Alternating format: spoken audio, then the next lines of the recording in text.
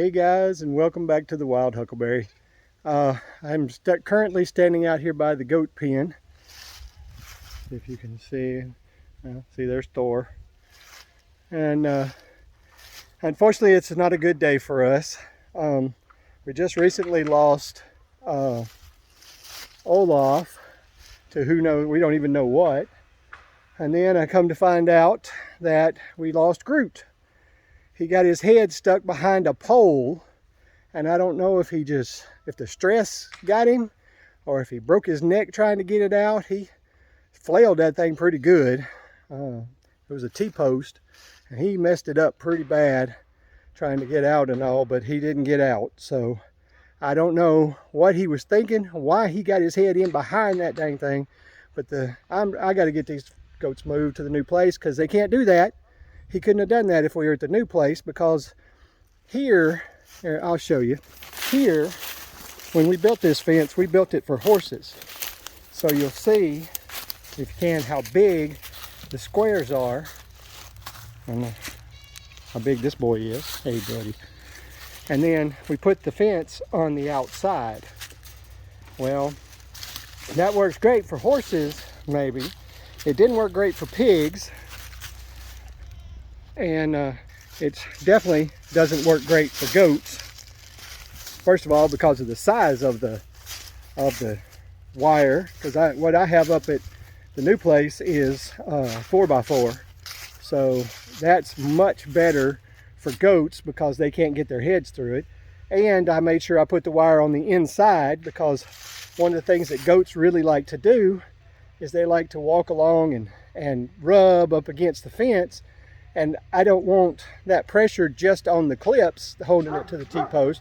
I want the T-post holding up the fence. So I changed it out and did that, but I waited too long.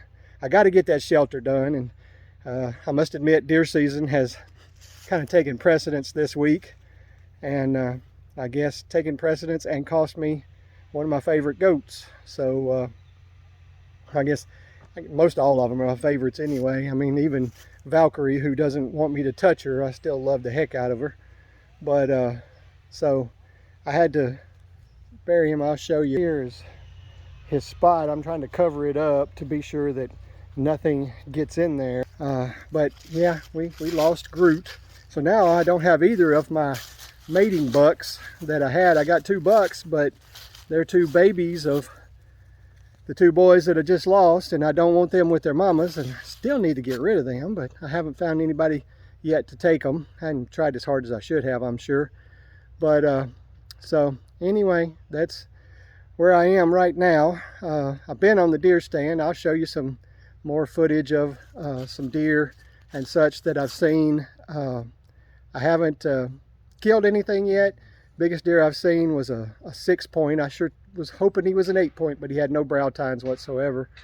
But I've seen more deer, but as the week is going, it's getting less and less and less. So I'm hoping it'll get better. I just need to see one, just that one big buck. And he don't even have to be huge. As the week goes on, that 6-point may get more and more appealing. But I'm going to take Lee in the morning, so we'll see if maybe he can get on one. But I'll show you some video of the deer, and also I've got a little something that came around and made some sounds. I'm gonna play that sound. I'm gonna see if anybody knows what that sound is from. And I don't know. I kind of figured it out. I couldn't believe it. I actually figured it out, and then I saw what it was, and I was right. But I'll play that. It's the strangest sound coming from that animal. But anyway. Just going to update you on that, and hope you enjoy the video. And as always, guys, y'all have a good day.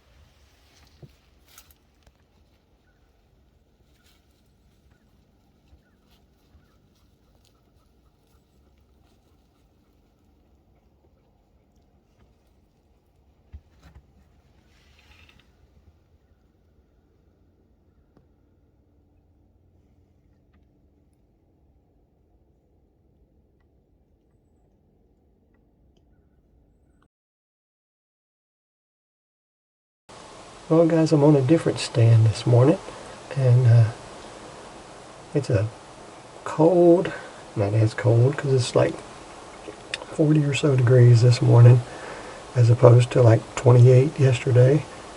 But it rained last night, so it's very wet out here today. It was a little misty early, but now it's just windy. Sun has shown a little bit, but not much.